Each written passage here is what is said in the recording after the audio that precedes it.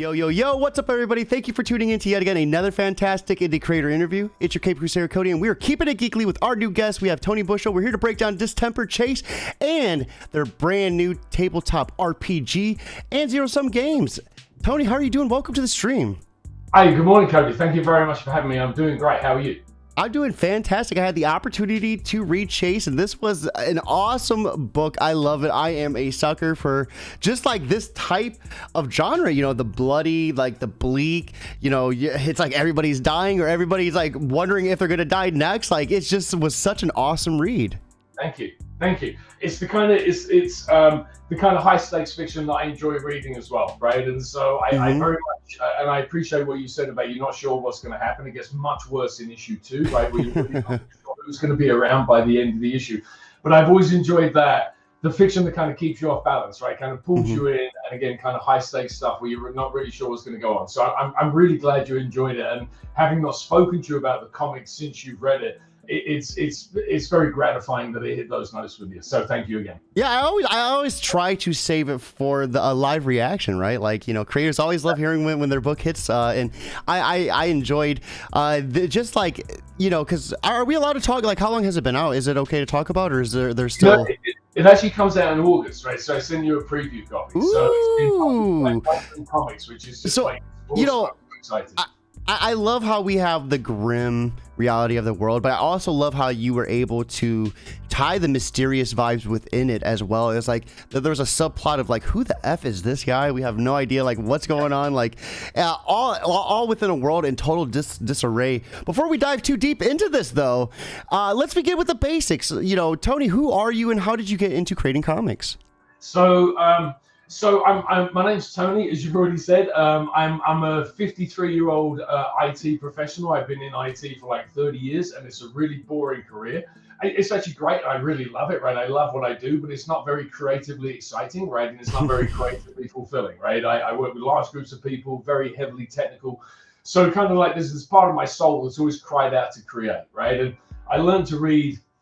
I know this is a bit of a cliche to say it, but I really learned to read through comic books, right? So I had a couple of comic books that I just poured over when I was like 4 or 5. There was a Spider-Man one, Superman one, and 2 Batman ones, right? And I had like, we weren't very rich growing up, right? So I had this kind of limited selection, and I just read them over and over and started figuring out words. And I remember getting a Fantastic Four comic, which I still have actually. It's from like 1970 something, and it's I remember looking through that and being able to pick words out like gorilla and all these things that just kind of made sense to me. So comics have always been something that have always been very near and dear to my heart. And I actually wrote and drew one in my 20s, like 30 years ago, called Confessions of a Caffeine Addict. That I never did anything with. It was just a 24-page one-shot about a guy living in London who couldn't sleep. And it was just kind of all these kind of vignettes around that. But I didn't do anything with it for like 30 years. Now, I have written a bunch of books. They're unpublished, right? But I've written a bunch of books in that time frame. But a few years ago, just before COVID, I started working on Distemper the game. And as I got into playtesting with it, some of the stories, and in fact, Chase is it's a module that you can play within Distemper. It's different from the comic book, right? So if you've read the comic book, you wouldn't go into the module feeling like, well, I know what's going to happen, right? There's enough subtle differences and kind of structural changes. But as I was playtesting this, I playtested Chase over and over with a bunch of different groups to make sure that I was adjusting things and whatever. So as I playtested Chase, the stories that came out of playing that is what made me want to write a comic that was associated with the game. And then it all started to flip on its head, where the game's still super important. I play it every Monday evening with a group of playtesters that have become very what's the right word? Very engaged with it, right? So one of them's coded some stuff in Roll20, another one has run the game for like 3 or 4 different groups of people and has recorded that and like played back the audio or sent me the audio so I could like, you know, sit and listen to a fresh playtester and a fresh group of playtesters and figure it out. But the comic book, somewhere along the line, the comic book started leading the game, right? Whereas like originally the comic book had come out of the game. The comic book is now, it will be basically the backdrop to the game, right? Like there'll be stories in it, and as you know, again, been picked up by Blood Moon Comics. It's coming out in August. So players rather will be able to interact with the comics through the website, right? They'll be able to download new content. They'll be able to replay content that they see in the comics, and the comics will provide a continually evolving kind of backdrop to the game, right? So again, like I'll be able to update the game through the comics as well as releasing content for the game, and it all becomes like one perfect circle, almost, or one virtuous cycle, I should say. I was about to ask which came first, so I'm happy you answered that for us. We have our good friend CM Holy over on Twitch stopping in to throw some hype. Welcome to the stream, Chris. I hope you're having a great afternoon. So, when creating a tabletop RPG, like what goes into that? Is that kind of what your studio is about? Is creating tabletops? You know, so yeah, right. It's actually about creating worlds, I would say. So, and that's part of what I've done with Distemper, right? And it's the website for it is Distemperverse, right? And I jokingly call it that because it's a combination of multiple things, right? And I have ideas for prose and like a variety of different things that all go into it. So I also have 2 or 3 other worlds. If anyone's interested, go to zerosumgames.com, and there's like 3 things that come up, right? So there's 3 very distinct worlds. The one's Distemper, one is a more kind of fantasy-driven one, and one is a much more kind of like cold science fiction or hard science fiction world.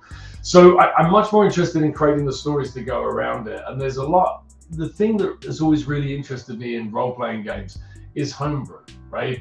So when people create their own content, I've always found the people that play role-playing games tend to be very creative, right? And so they tend to have like these huge imaginations, and they'll create these overly intricate and just very well realized and fully formatted or fully fleshed out worlds, right? And so what people do inside of those worlds I've always found fascinating, right? And so I remember when the internet first sprang up in the late 90s, I remember finding a message board where people I was playing TIE Fighter, the video game, and someone directed me to a website where you could download like missions and content that people had created. And through that, I found a Twilight 2000 website where people had created so much content for that game. And I felt like it was like a treasure trove, right? And this is like, I don't know, 96 or something, right? I mean, this is really a long time ago when the internet was like just so nascent, right? It's so mind-blowing. That's like 30 years ago.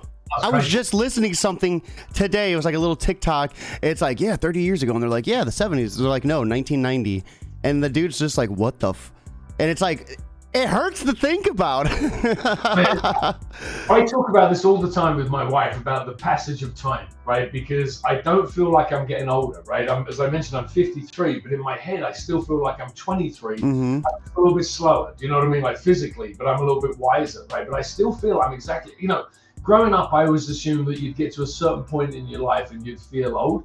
I don't know, at 53, I don't know if I'm ever going to get there. Do you know what I mean? For me, it was like when I was skateboarding and the hits, it started taking a couple more days longer for me to recover from them. And I'm like, maybe I should just stick to guitar playing. I played rugby growing up, and I moved to Amsterdam. I lived in a variety of different places in Europe, and I was living in Amsterdam until from when I was like 26 or so until I was 30 or so, or 32. And I started playing rugby again, right? Because I was kind of like, hey, I want to do something. I want to play a sport. I want to get out there. And so I hadn't played rugby for like 6 or 7 years. And man, like after one practice session, I felt like I'd been locked in a prison cell with like 15 Algerian fishermen for a week. Do you know what I mean? Like I was so bruised and pained when I came out of it. It was so, I've never played rugby again. And it's one of those things that again made me feel super old, right? Just kind of like playing with these younger kids that would get out after a tackle that just left me winded and feeling like I had a broken rib on the ground, Yeah. That's awesome. So back to Distemper. This is a very dark, world. What type of mindset were you in when you created this? Like what did you do to nail the darkness and bleakness of this world? It was it's funny. So I started this in May or June of 2019, right? And I'm clear about that date because I have like files that are stamped on it. But the reason I'm clear about it was just before COVID, right? And so I started. I had there was like a 30-year gap in role playing, right? And I kept on buying the books just because I've always really enjoyed. I couldn't find anyone that wanted to play, right? And I was living in different countries, and I lived in the Middle East for a while. I lived in 3 different countries in Europe, and like. The language barrier was always kind of complex, right? And trying to convince someone, hey, this is a great thing to do, but you don't really speak this as a native language. So I'll explain all this dice. It just became a headache, right? So I didn't play games for like 25, 30 years. And so I got into them. My wife bought me a X-Wing, the miniature set from Fantasy Flight League, right? Back in like 2014 or 15 or something. And I started playing that. And it got me into playing different games with a bunch of people in the local game shop. And one of them mentioned, actually in the game store, they sold the Edge of the Empire role-playing game. And just in talking to a couple of guys there, I was like, hey, if I buy that, will you play that with me? So we started playing that. And it really just reignited my passion for role-playing games, right? And the whole homebrew that I mentioned earlier, I was creating all these like settings and all these different things for the Edge of the Empire. So I decided that I had a pretty good group of guys that I was playing with. And I decided I wanted to play the game that I'd always wanted to play. And I already mentioned, I grew up playing Twilight 2000 and other games that were post-apocalyptic. But I couldn't find anything, like I was looking through various settings and various mechanics, and I couldn't really find anything that was really appealing to me because I just wanted to role play in the real world, as I kept on saying it to different people. So I started writing Distemper, and it was really more of I'm an engineer, so it was really more of an exercise than anything else. It started out as, can you figure out the different systems you need and create all these mechanics and make it compelling? Then COVID hit, right? And so I've been writing a game about a world-ending pandemic. And for your viewers, like the background to Distemper is Canine Distemper, which is, we used to have 6 dogs. We currently have 3. They all died out, right? My wife and I are absolute dog nuts, right? So we used to be like the Brady Bunch, where we met, she had 3 and I had 3, so suddenly we had this pack of 6.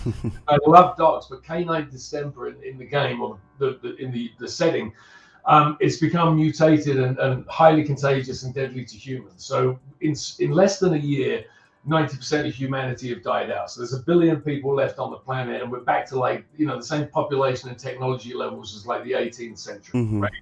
So I started creating this, and then COVID hit, and I took a bit of a break because writing a game about a world-ending pandemic while we're on lockdown and my kids couldn't go to school and my job involves travel and I couldn't travel, and it was just suddenly too real. Oh, mate, like, I had moments of like, I was glad I didn't know where to get hold of LSD or mushrooms, because I'm sure I'd have ended up in the corner crying with a bad trip. Like, I started this with my imagination, right? And so COVID was going on, and that really fed into it, right? So when initially, I think like a lot of us, we were waiting to see what COVID was going to really be like, right? And then, after a while, I realized it was going to be a pandemic, but it wasn't going to be an extinction level event. Do you know what I mean? It wasn't going to be that thing that ended us as a species. And so I got back into writing Distemper because I didn't really feel like I was writing a foreshadowing of the end of the world anymore. This suddenly became like a fantasy setting again, right? And so what went into it was a lot of extrapolation about COVID, right? Originally, I've been writing basically like a zombie knockoff game with no zombies, right? Like there's something going on and like everyone's dead and like, what are you going to do? It became a lot realer, right? And so, I started talking with my playtesters and with friends and stuff about like, what would you do if things really went wrong? Because I'm a very resourceful guy, right? And the whole pandemic, when that all started happening, I had no idea, right? What was I going to do to protect my family and feed my family? And like, we lived in California for a while, or we live in Denver now, but we lived in California in SoCal. So I got used to having like, supplies in the house and a bug out bag because of earthquakes and whatever else. And so when you start facing this idea of like, hey, what if all my neighbors came to my house to try and take the bug out bag, right? Or what if my neighbors realized, like, what would you do, right? And so that was kind of a genesis for Distemper as well, right? Create this very real setting where who can you trust, right? And when hunger's so prevalent, what do you do when you're starving, right? What decisions will you make when you're so super hungry that it's you or somebody else, right? And like, if you think you could wrest the food out of their hands, would you do it, right? And so that's a lot of the moral choices that, being very clear, we're 3.5 sessions into like session 0 and then 3 sessions into a playtest. I don't think there's been any combat yet, right? I mean, combat's in the game, but this is much more about building a community, right? And surviving. Distemper has all these rules in it for recruitment of NPCs, right? And pulling people over to your side. So you can create towns or cities or an army or a cult or whatever you'd want to do. And then, do you protect your own, or do you go out ravaging, right? Do you lead a caravan cross country, just taking whatever you need to get to a warmer climate? So that's the kind of game I wanted to play. I'd always wanted to play, quite frankly. And Twilight 2000 was the closest thing to that, but it still felt a little bit like superheroes. You know what I mean? So this game is very much ordinary people, right? You play a school teacher, you play like, best cop, right? It's, you're playing who you might be, a version of you in the real world. And a lot of the skills, again, there's, I think 30 skills and 4 of them are combat related, and everything else is to do with surviving in the world and negotiations and scavenging and all these things that might actually be useful if you're trying to stay alive. So this isn't a game for people that want to dungeon crawl. Do you know what I mean? There's elements of that too, but this is much more about people that, I don't know, want to create something, want to create a society or something. Make sense? So How long do you think IT and podcasters would last in Distemper? Oh, I don't know. I don't know. You know what's funny is one of my playtesters created an influencer, right? So there's it's a a life pathing system. Well, you can either pick from a paradigm and just customize it, or you can create a character like life path the whole thing. So performer is one of the kind of like options for like skill sets and so on. So one of my playtesters created an influencer. Who I know, podcaster wouldn't fall into that category, but it was close. He did remarkably well, right? Very what was the word I'm looking for? Yes, thank you. Yeah, you've got to be to pull people in, right? You've got to be to get people tuning back in, right? So he was actually a surprisingly strong character in the world. So I think he might do kind of well. And IT people, we're very good at solving problems, right? And so I might not be all that good with a mallet crushing somebody's head in, but I could probably figure out how to get a water treatment plant working if I had access to a library. I don't know if Dude, let's go.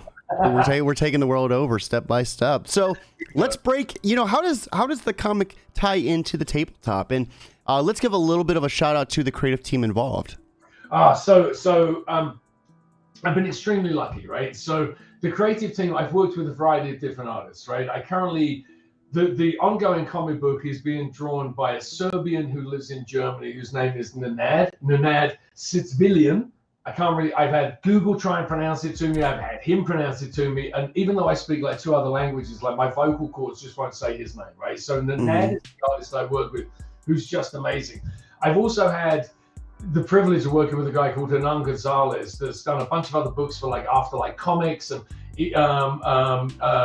Die Bold Comics and Moon Comics. He's done like a bunch. His artwork is just truly amazing. And then I've had a bunch of short stories commissioned by people as I've kind of been fleshing out the world. So I've worked with a couple of other artists who have just been phenomenal to work with, right? So the creative team, I do the writing and the lettering, and I'm lucky enough to work with an artist who's doing pencils, inks, and colors, right? So it really is just a 2-man team at the moment, just the 2 of us. And then you're taking on lettering as well, correct? Yeah, which is, again, it's a nice. So I used to be a graphic designer, right? So that's what I studied at college. And I realized within months that I hated graphic design. It was so destroying, right? Everyone had said to me throughout college, like, it's going to be the real world. People won't always like your ideas. And my first big job out of college, I was so excited. And the people that I was doing it for was the TV channel. And they just didn't want any creativity. They had it was a great idea, but it was a boring idea, right? They had an idea that they just basically copied from something else. And I realized very quickly I wasn't going to be able to follow my passion, right? And a couple of the Macs were broken in the studio, and no one understood Apple talk, and that's how I kind of like took a sideways step into it, right? But I think that's kind of that's always been. I've always wanted that artistic outlet. I've always written, right? And I tried to go into a career where I thought I would be able to make something of it, and I just didn't want to be told a bad idea that I had to reproduce. I'd rather solve a problem than do something that someone tells me to do, which I know is a bad idea, and I'm a horrible employee, right? Like, I've had 2 bosses my whole career that have enjoyed having me work for them because I have very strong opinions, and I'm kind of like, no, you can fire me if I want, but I'm going to do what I think is right for the business. It doesn't always make me very popular, right? And so I did the lettering on this because, again, it felt like I was very inspired by some other letterers, and I wanted to kind of reproduce what they were doing. But it comes out the wrong way. I think when a comic's got really bad or mediocre lettering, it stands out. When lettering is done well or done differently, I think it adds a whole nother element to a comic that most of us miss most of the time, because most lettering is just there. It's like a referee in sports. Shouldn't really notice it unless it goes wrong, right? I think there's so much more that you can do with lettering. So that's why I took this on. Just because, again, like it wasn't I didn't want someone else to do it. It was something else that I wanted to be able to contribute to my own vision. Does that make sense? No, absolutely. And I love wanting to dive into it as well. I kind of resonate with the boss thing too. I've had some good bosses, but for the most part, I don't know what it is. Just bump heads. Like very, very passionate about what I do, and sometimes that can get me in some sticky situations, which is similar to the Distemper universe. I mean, I love, diving back into the book, how it correlates with the game. What else can we expect from the Distemper world? Like, how many books are you planning on in total? I have I have 9 completed scripts. Wow. So it covers 4 arcs, right? Mm-hmm. So like Chase is a 3-part arc, right? And then I have a couple more stuff that's written after that. And going back to how does this tie into the game? My goal has been, again, to create like really something that's hand in glove, right? And just being transparent, I haven't seen this before, right? I'm sure that, like all the way back to I think the 80s, like TSR were doing, comics with Marvel, right? Or maybe it was with DC, Mm-hmm. right? They were doing Greyhawk. So tabletop games and comics are nothing new, right? But originally, or rather, the idea of releasing content through the comics that people can play through or that can affect their game, and then potentially, there's a longer term kind of roadmap with this where, there's a website element of this where people can submit their own content. And it goes back to my love of homebrew, right? What That's I would cool. ideally like to do is crowdsource populating a whole world with other people's adventures, right? And then there's a mechanism through the website at the moment that you can upload your content, and then I would curate it and put it back into the game world, right? To make Mm-hmm. sure that there's nothing, unbalancing or weird. But, again, the idea is you're role playing in the real world. So maybe people would want to play role play in their hometown, right? Again, we haven't done that with any of the playtests I've been in. I've always just picked a random location, like we're currently playing in Astoria, Oregon. I've never been there. If anyone's watching the live stream or the playtest, watching it like, this guy's never been there. I've never been there, right? I just picked it at random for no good reason. Mm-hmm. I wanted somewhere that was close to the sea, right? Previously, I picked a place for no good reason. That was in the heart of Delaware, where Chase takes place, right? I've never been to Delaware, right? I'm just picking random places. But my point is, people could take over their hometown if they wanted, right? And we have like a map where, currently I put everything on the map, but the idea is, again, to create a world, or to utilize the world map that I have for other people to upload. So if you're playing, and I'm not sure where you are locally, but if you were going through, if you wanted to play any of the content that you saw on the website, why wouldn't you be able to, right? Or just take that content and plug it into your own campaign. So that's kind of, so how does the comic tie into it? The comic will be telling stories that will be reflected in the game. It will be telling stories that reflect what happened in the game through other people potentially. And it will also be creating episode 2 or issue 2. And I'm happy to send you I think we've got the first 10 pages of that done. Wow. Issue 2 dives much more into the history of what's happened, right? Like issue 1 is deliberately very vague on stuff, right? I didn't really want to bog people down with too much exposition. I wanted to kind of get into, the character studies and who people were and kind of what was going on in the world currently. So there's like one page at the beginning that talks about, like the very first page that kind of has like a little bit about, hey, this just happened. But other than that, it really is exposition light, right? Whatever you see is what's going, like tell it rather than show it, or rather show it rather than tell it, right? So I say that because the beginning of issue 2, I think there's 6 pages where it goes into a much greater depth what's happened, right? So that's also how the comics will be influencing the game world, right? Providing more history, more context. I was lucky enough to be interviewed by Kurt Sasso a couple of weeks ago. He came back to me and said, here's a prime location somewhere in Canada, if you thought. And so, people very quickly, and again, I've shared this, I've done playtests with random people from Reddit on Twitter, and I've done this for friends and people in different continents and stuff. Almost invariably, I think because this has such a strong real world component to it, probably 30% of the people that have played it or been exposed to it then come back to me and made a suggestion, which is just so encouraging as a creator. Like when I was interviewed by Kurt, 3 days later, he came back to me, and God love him. I mean, he came back to me with a whole kind of like, and here's an idea for a campaign. And I showed it to my wife, and it was like this long in Twitter. And I was like, oh my God, I'm so flattered, right? Let's put this together. But it kind of goes back to friends in Europe and like Australia and places where I playtested have come back to me invariably and said, hey, what about this? And like, how would you handle this? And so I think that element, again, like can tie very easily into the comics, because this idea of that you're in the real world, but the real world has suddenly changed. Like, what would you do? Everything's been looted, right? Like, what are you going to do to get food and survive and so on? So I think that element, again, can be explored further in the comics. And there's just no end of stories to tell, right? I mean, it's like any zombie place or any zombie show or comic book or movie or whatever, just take out the zombies, right? You still have some really, really scary and interesting stories. Because like I say, when people get desperate, I'm not sure there's a more dangerous animal on it because of these things, right? Our opposable digits, our lovely little thumbs that make us so freaking dangerous. But when we get hungry and desperate, I would argue that humanity in that state is scarier than any animal on the planet or any single weapon or anything along those lines, because we're so unpredictable and there are such depths to our danger. That'll make sense. Yeah. The world, I think, is 3 meals away from complete chaos, I think is the saying. So yeah, that makes total sense. I'm from Ohio, so there's a couple areas over here. I would say East Palestine would be pretty notable with like all the burning of those horrible chemicals.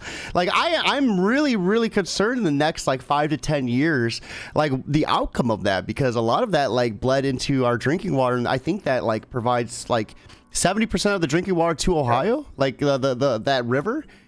So we could see this very well come to light, just a different type of sickness taking over the world. So right now, I think would be a perfect segue. You actually have some play tests that you could pull up and kind of just show us, right? So let's go ahead. Let's head over there and let's see see what this is all about.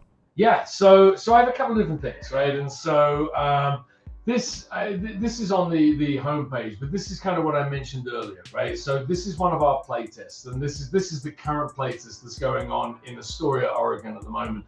Mm-hmm. So all of these icons that you see on the screen, these are all places the group have been to in the game, right? So as an example, this is the local library, right? So one of the characters, Teach, who was a teacher, unsurprisingly, went in there and did a scavenging check and then did a research check and kind of like figured out how to catalog all of the books. So this living map, or tapestry as we kind of refer to it, really is what I mentioned earlier, right? You can see we're only a few sessions into this playtest, but these are all the different places that the characters have been to, right? And so being able to, and it's just a widget, right? So you can go in and like add street names to it and do all these different things. Oh, wow. It's been awesome in terms of playtesting, and this is our 3rd playtesting campaign. So being able to have this, making it a living world, is just awesome, right? And again, for the players to be able to say, they can make a general knowledge check in the game, and they, if they do that, I allow them to go out to Google Maps, right? So in the last playtest,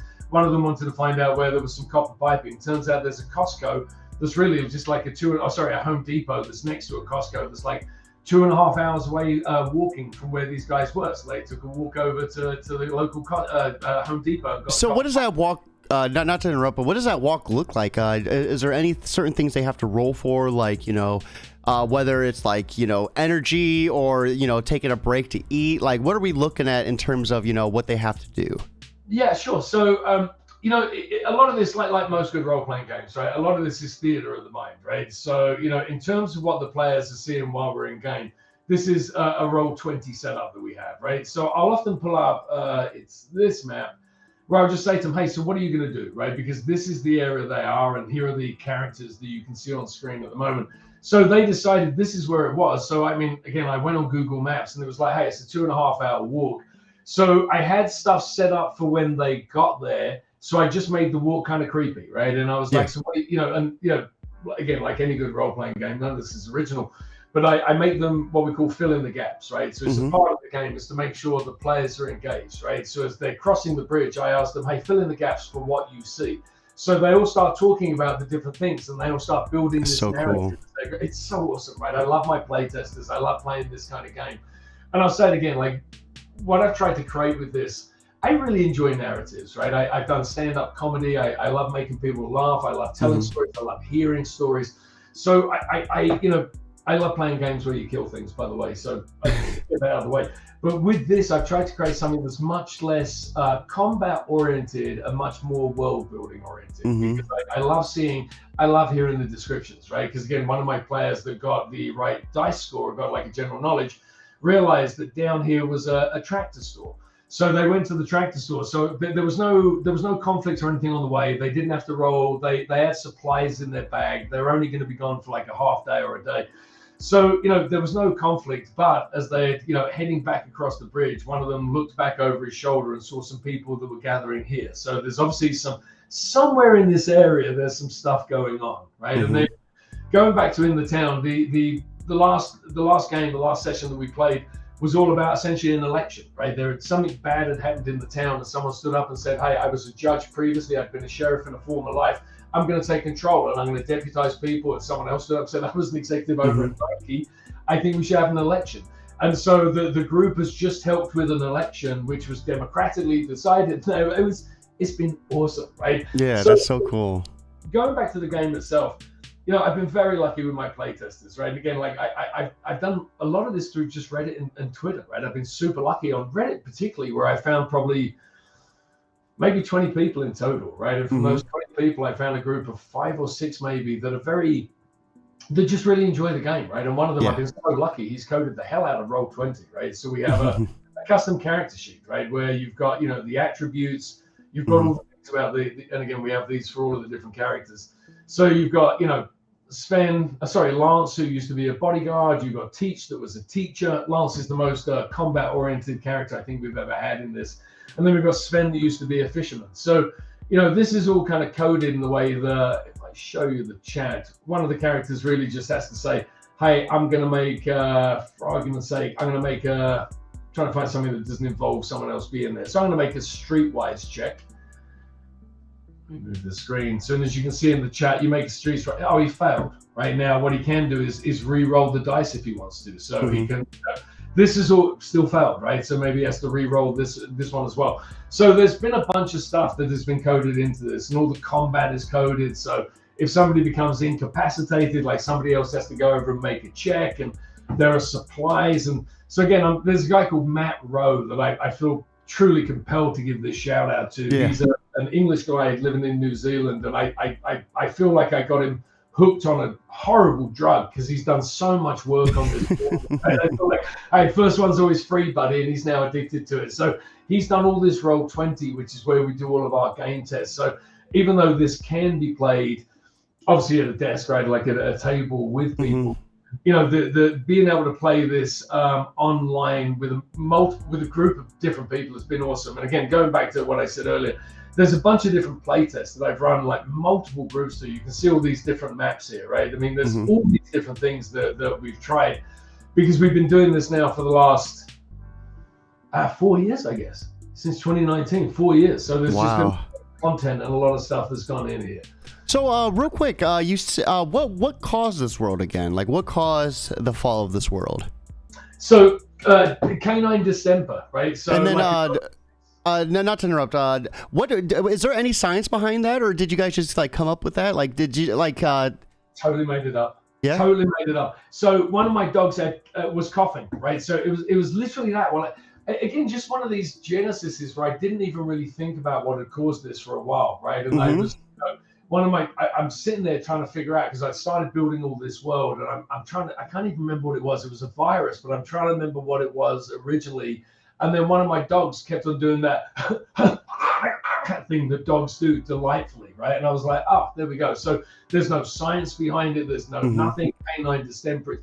However, interestingly, something that I found out when I was going through this that I didn't realize before is distemper actually has a bunch of different meanings, right? So let me just pull this up on the screen.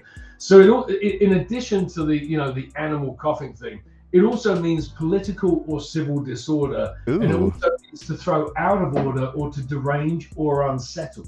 So as I started building this world out, it was one of those synchronicitous things. And I should also say, this is the third name for the game, right? So originally I called it After, and then I realized very quickly that there was another game called After. And then I changed it to Fractured.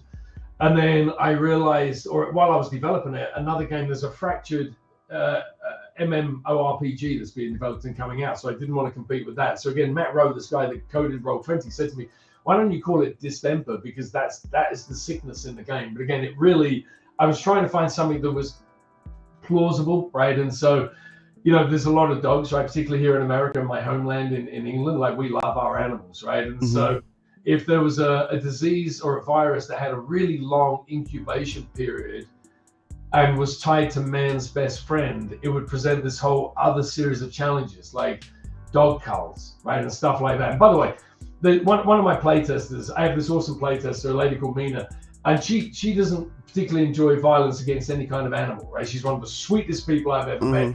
So I when I've described this to a couple of people have said to me, I don't really want to play a game where you're fighting dogs. You're not, right? Like, canines like wolves and stuff, I mean, they are there and they're kind of documented in the game. But it isn't a game where like we've been overrun by dogs. As many of them died from this as we died, right? So there's only really 10% of that population left either. So I don't want to present this as an idea where you're fighting with a Jack Russell or something. You know what I mean? There's no beating of poodles to death in this game, right? Like everyone is safe out of it. But again, it just felt like a very dystopian, semi-realistic. It could happen. This thing could mutate. You know, another thing that I remember reading during COVID, they were thinking about doing. I actually forgot about this until I started talking about it with you. But they were going to do cat culls in the UK because they realized that cats could transmit COVID, right? And it started coming out that cats were giving it to their owners and taking it. So I remember reading at the time they were contemplating in the UK asking for owners to voluntarily euthanize their cats, right? And if that didn't work, the government was starting. Yeah, they could have got fucked. Oh my God! I mean, people would die for their animals. It would get really, really ugly, you know. Oh man, I would have been up in arms. I'd have been like, this is exactly why America left in the first place. Exactly. Coming from my dog, she tries it out, but you know, my cold dead. Again, we have 3 dogs at this point. We used to have 6, so like the idea of killing dogs is anathema to me as well. I was about to ask, like, when it, you know, right in the thick of COVID, when your dog started coughing, were you like, oh no, not you?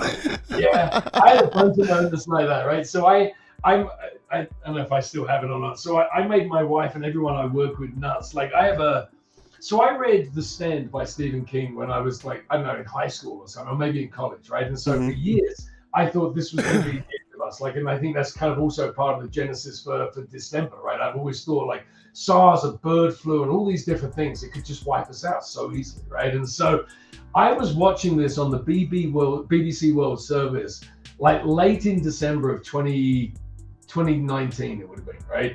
And so I started saying to my wife, like, hey, this is going to be a big deal. And she was like, you're full of shit. Like you say that every time one of these things happens. So I don't actually have it. I don't know where it is, but I got one of these masks and I put, I've done it. Like I actually found it. So that's my company's name, right? And so I got a mask and put my company's name on it and started like as a joke, like 2 weeks into January 2020, I was kind of like, the end is here. And like on conference putting on my mask and stuff, right, and making people nuts with it because I thought it was funny. And then like 2 weeks after that or a month after that, whatever, I was like, oh my God, the end of the world is coming. Yeah, I messed up. Like, well, 6 months into a lockdown, you're like, I should not have played that joke.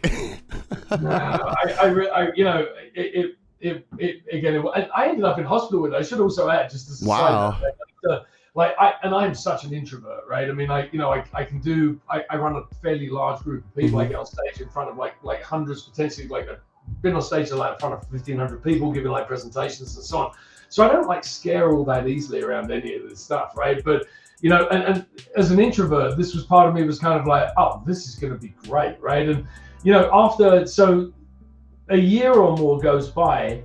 And in April of 2021, someone said, hey, can we go out for like a leadership meeting? And like, we haven't seen each other for a while, we'll get together. Turned out someone that didn't have COVID, right? And so I ended up in the ICU. I spent it in Easter of 2021. I spent 3 nights in the ICU where I was hallucinating. It was horrible. It was really horrible, really, really, really rough. So that inspired me as well with the game, you know? No, I man, that was such a wild experience. I'm happy that we are all past that. You guys got hit with such harder lockdowns than us over here too. I mean, you guys were barely able to leave your homes at one point, right? Oh, so I'm in Denver. So I've been in the US for like. Oh, I thought you said you were in the UK for some reason. No.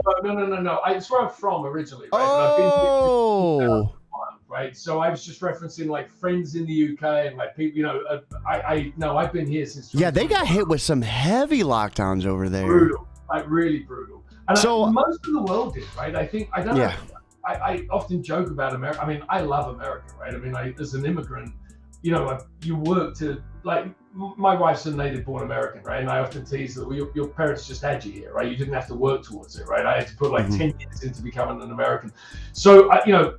But as an outsider, you see America with a lot of flaws, right? So it tends to be like that Tom Robbins book about like skinny legs and all, right? I truly love this country despite all the flaws. Do you know what I mean? And I see a ton of them, right? And it's funny, I say this all the time, like there's the world I live in where everyone's really nice, right? Like everyone I interact with is really, really nice, like everyone.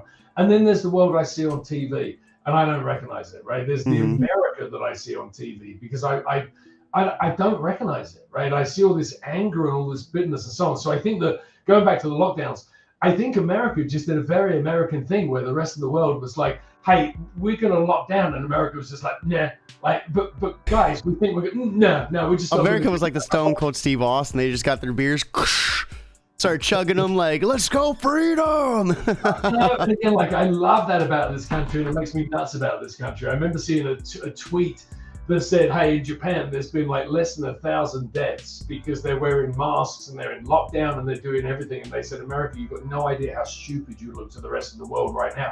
That was last year in the summer. And I remember thinking like, yeah, like I get it, right? Because we just didn't do a lot of, but yeah, in England, it was terrible. Like people, I mean, really, I left England because it was moving to become a fascist state, right? I left there in 94 after what was called the Criminal Justice Bill, where they really just started to become very authoritarian, right? There were, the Criminal Justice Bill, if you open your door to a policeman, that's your front door, that gives them a search warrant, right? Just if you open the door. So they can stop any more than 2 vehicles traveling together, because they can call it a caravan.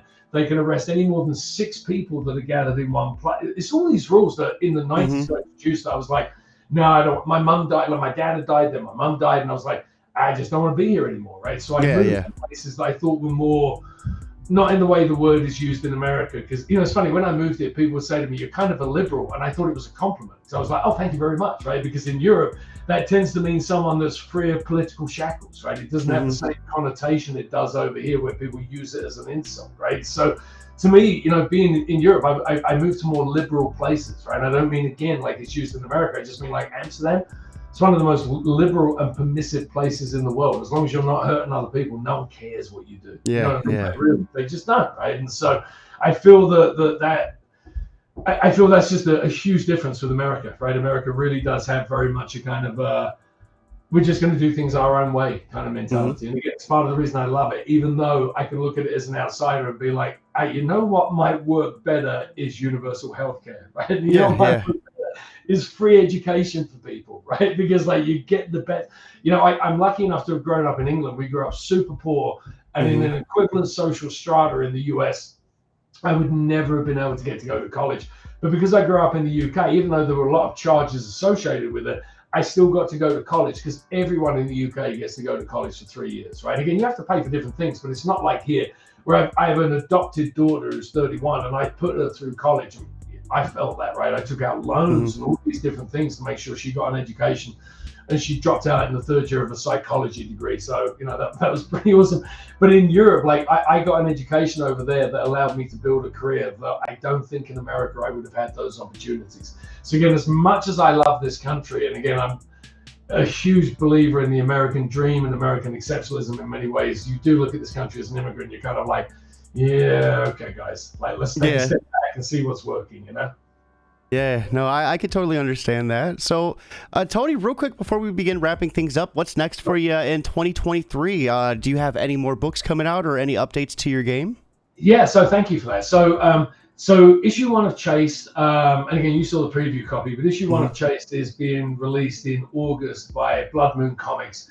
And I feel very lucky to work with them. I feel that their output is awesome, right? Like everything I see from them is just getting better and better and better. And I was so thrilled to get to work for them. So issue 1 comes out then. The artist and I are working on issue 2 and issue 3 at the moment. I'm currently rewriting the script.